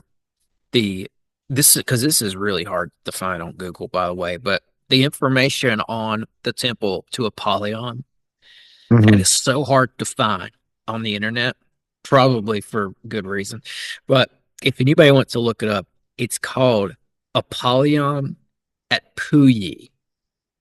So it's Puyi is the name of the little town there next to CERN, and it's spelled Pouilly. Just just in case anybody wants to go out there and validate some of this stuff. And it took me a long time to figure that out. Oh yeah, I see it right here, dude. Yeah. Bottomless pit. To the Romans, it represents the other side, the underworld. Yeah, the place, it's just I too like on the it. nose. It's I too on like the that. nose. I haven't never heard of this. I'm glad you threw Mhm. this in, man. This is clutch. There's something to this.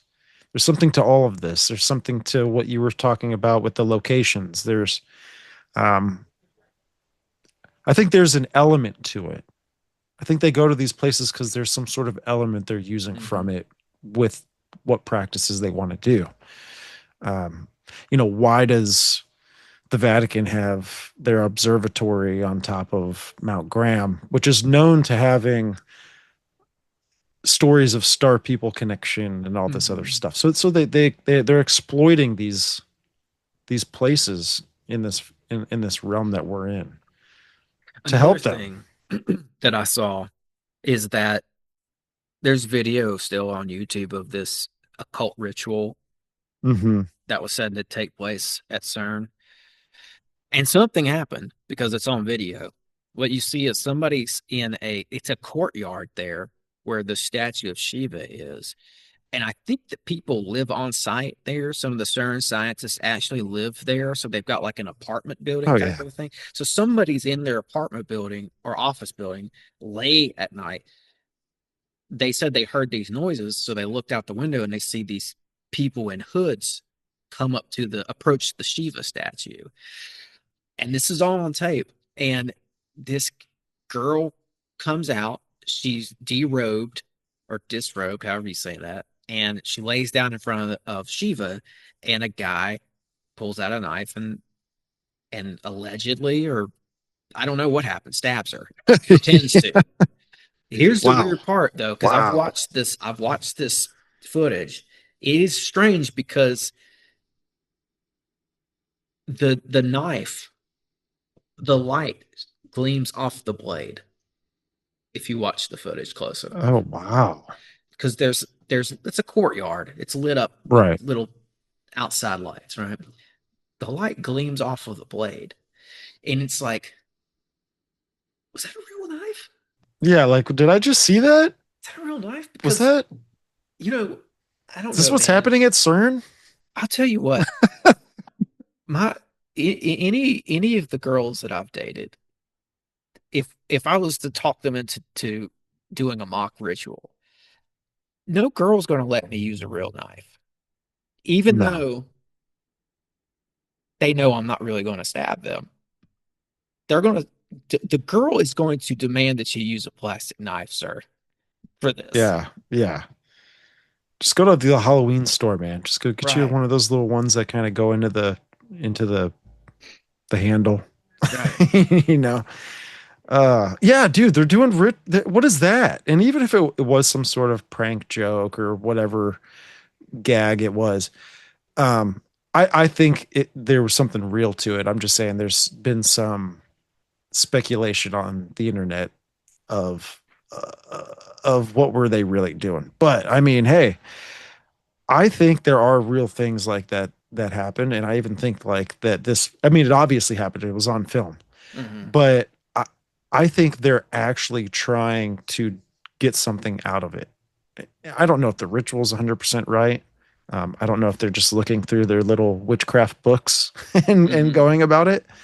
Um, but there's like levels to doing rituals, just from some of the things that I've read. And again, like I'm not an occultist, but there's certain layers of things that you've got to do to make sure it's done properly.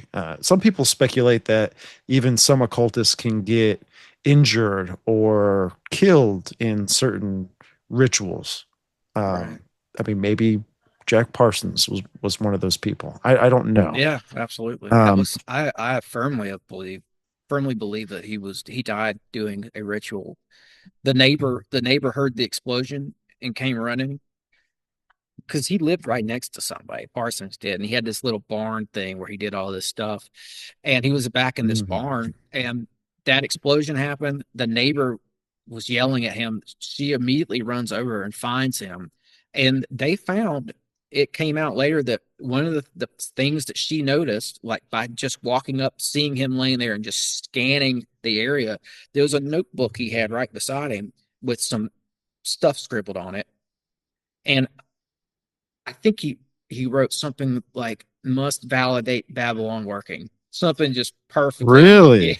something just so ridiculously obvious. You know what I mean? So Wow. he was do this was in 1952 when he died, I believe, 52 or 53. And of course, the first Babylon working was, or the one we know about, was in 1946, and it ended in 1947. So he was going back. Whatever he was doing that day he died had something to do with the magical working for sure. Oh wow. I was listening to this guy on Joe Rogan talk before, and he's like he catches snakes for a living. Like this is his career and he's a professional at it. And he does a lot of work in Florida, right? And that's where I am at. I can attest to this that there are a lot of snakes here. Okay. So this guy's out and he's like in the middle of the Everglades and he's searching for a certain species of snake that he wants to get.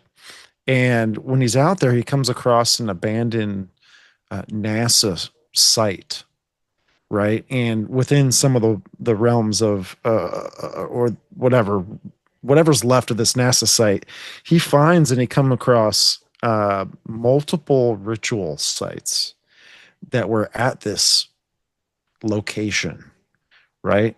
Who knows if it's just people coming in and doing rituals there, but I find that interesting too. I Yeah. mean, is NASA actually going out and doing maybe some of these things? Who knows? Well, that's the Is the Cape Canaveral area. I I think is think where is that that where? was. Okay, If they have, if it's a, I think it was a facility connected to that facility in some way. But I know that NASA has Cape Canaveral, yeah, where it's one of their main locations. And yeah, I've heard crazy stories coming out of that place too, with like Men in Black and that sort of thing. Like, there was a guy who I was listening to talk. He was a fisherman who lived in the area, and he would fish right up in the waters there next to NASA's facility. And he said he got escorted out a couple times by not military, not police, but unidentified men in black. Just wow. a fun little story. But back to the this whole ritualistic thing. Like, I think there's smoke here because there's fire. I don't want to be redundant with that, but I think that that's what's happening. And one of the things, it's like, I don't know how this gets past the PR team at CERN, but like, if you do not want people to know or to accuse you of being occultists, you don't do occult rituals in the public like the Goddard Tunnel opening Right. ceremony. I guess that's what it's called, right? The Goddard opening ceremony. Anybody can look that up too, but that was very clearly an occult ritual. Like, people think that the Super Bowl or the Superb Owl, right? People think that's a ritual. Sure, but this is a ritual. This was Right. front and center occultic. And it's the people at CERN who put that on. They were the ones dancing around in the demonic goat man costume and simulating sex and all this stuff. Like, there were 9 miners who died because that whole thing was like a Right. tunnel they built in through the Alps. So they had to do a lot of digging. And there were 9 guys who passed away, and they have those 9 gentlemen represented in this ritual ceremony, but it's very strange. It's it's almost like they were offered up as a sacrifice. That's the way it's presented. Yeah, dude, you're not far off So when you're saying that. what are they doing, man? Like, that's why I think there's something to this. It's I just do too too. much. It's too much. I do too, man. I think they're illustrating it in a few ways to be obvious to us, Mhm. or anyone that really does some of the work to look into some of this stuff, because it's not really on front page news, the things that we're getting into. Um, but yeah, I mean, CERN is trying to open a doorway to allow that other world into this one. I don't think it's so much fascination about us going there. I think they want it to come here. Whatever it is, whatever they imagine they want to get in contact with, they're gonna run into it. I think so. Because on a quantum level, I think that their thoughts and their mindset has a big part to do with all of this. I think that how you think is how some of these things are going to present themselves. The entities is what I'm talking about. I think that they know how you think, they know your condition, your behavior, and it gets even deeper down that rabbit hole. But yeah. Well, and I mean, yeah, I think we've touched on some things today that are really happening. When it gets to some of this kind of woo-woo stuff, this more extreme thought, maybe some of the stuff that Anthony Patch puts out. No offense to him at all. Like I'm glad somebody's out there doing that research. Mm-hmm. Whether all that's true or not, I don't know. What I'm trying to do with this show is find connections, gather research, and present that research. Find some connections in the meantime, and present those connections to people. And you guys, the listeners, you guys can decide what you think about all this. I'm just kind of giving you a presentation or a data, to use that word, I guess, if you will.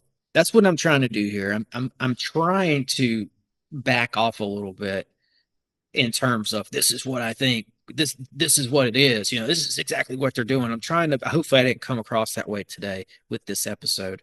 Because this, I mean, I know how weird this gets. I know that some people probably aren't ready for some of this, but this is just my intentions are to take the information and just hand it over and let you guys decide. So in doing so, I'm giving a lot of details so you can make informed decisions. And I guess all that goes without saying, but I'm just trying to be a little bit more, I don't know, trying to present things a little differently. But I do think we've stumbled across some truths tonight. That being said, and I think just this whole idea about the locations being picked and all that, I do think there's something to that. And I mean, even something that comes to mind to maybe drive that point home is we talked about London earlier, and London did form around the Temple of Mithras. That was there before Londinium is what it was called. It was an ancient city. That's wild, man. Yeah. Romans came in, and the Roman city dates back to 43 to 50 AD. But before that was the Temple to Mithras that goes back to 240 AD.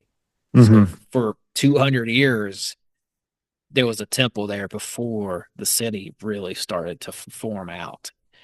And when they were digging, this is in recent times, they were digging and they were doing some construction in London.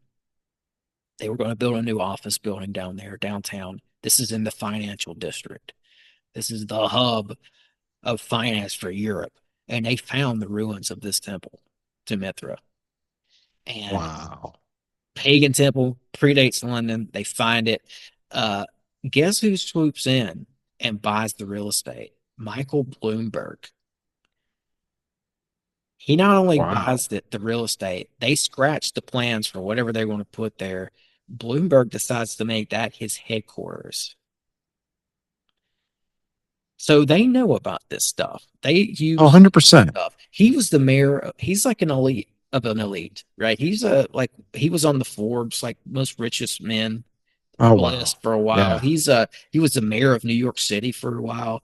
Like this is when we say elites, this is one of the people we're talking about. Right. These are the Bilderberg people that have those type of meetings. And he wanted access to this sacred pagan site 100% in the heart of London's banking section. Money magic. This is where they pull that on everybody. The financial stuff, the monetary stuff.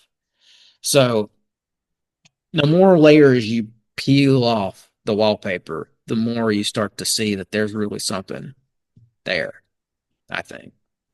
Yeah, the old world doesn't really go too far away. The old world is still pretty much existent in our new world today, man. Yeah. Cern was a fun one, man. Thank you so much. Of course. Appreciate you. Appreciate the hang as always, man. Yeah, dude. Love bouncing stuff off of you. Love hearing your research. It's always great. So again, man, thank you so much for coming on. And tell everybody where they can find you. Yeah, thank you, man. Appreciate you. Yeah, I love the opportunities to come onto the show, man. And it's like what you said. We're presenting information. You know, you folks listening, y'all decide. Yeah. Again, at the end of the day, it's all information, and there's so much information. It's hard to get it out there, but that's why we do these shows, man. So, but thank you, man. Yeah, folks, anyone, if you want to find what it is I do, the show and everything, it's the Biblical Hitmen. You can check us out on YouTube, Instagram, Facebook, X, and audio platforms. But yeah, thank you again, brother. This was fun. I'm excited for the more coming in the future. Yeah, bro. Always, of course. And yeah, like just one more thing on to what you just said. Yeah, this is just we're trying to present information, and my whole spiel about that a minute ago was because we're coming up on a new year, and I'm trying to think about how to better present information to you guys and how to make this show better, and to, if I have to, eliminate some of my biases so that we can learn together, have a good time together, and just so this thing can flourish. That's my goal, and that's why I went down that spiel. Thanks for mentioning it, Stephen, and for picking up on that, brother. And yeah, we'll have Stephen's links down below. Just go check him out. Go give him a follow. Go give him a like. And as always, break the mold, conquer the realm. And thanks for listening.